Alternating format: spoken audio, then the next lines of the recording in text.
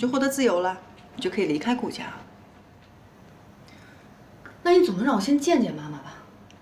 我都说了很多遍了，妈妈没事儿，你放心。哎，对了，从今天开始，你都在外面逛逛，少在家里待着，你懂的。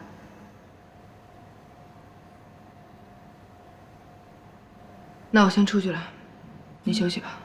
哎，等一下，您还有什么事儿啊？把我的包还给我。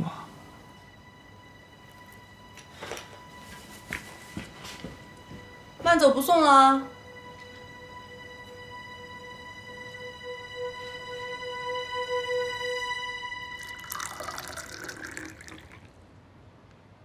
苏小姐可是锦溪的表姐，你对人家一定要客气一点啊！奶奶您放心吧，看在锦溪的面子上，我也会对她客气点的。嗯，我听锦溪说，她表姐是从国外留学回来的，也不知道学的是什么专业。如果有可能的话，你看看，咱们是不是帮帮她呀？在公司里面，给她安排一个合适的职位。奶奶，要是她有能力的话，我相信她在哪儿都能找到工作。要是她没有能力，咱们公司也不是养闲人的地方，还是再看看吧。嗯，你说的也有道理，那就先看看再说吧。嗯。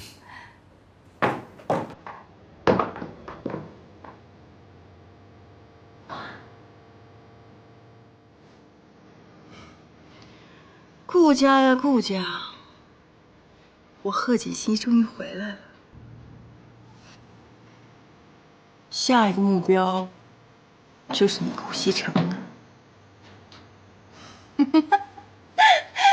哎，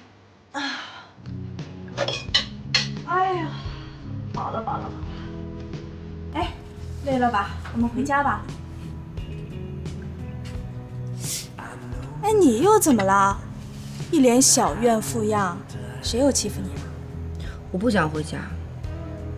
我家里现在有一个非常非常讨厌的人。谁呀？家里来亲戚了？我姐。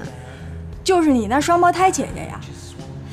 哎，你俩关系不是不好吗？她怎么搬你那儿去住了？哦，她最近出了点事儿嘛，想我给她帮个忙，就搬过来呗。但是我一丁点儿都不想看见她。你说你姐妹俩也真是的，明明嘛关系那么亲，怎么会闹成这样？我也不知道。我们小时候爸妈就离婚了，我跟姐姐都判给爸爸。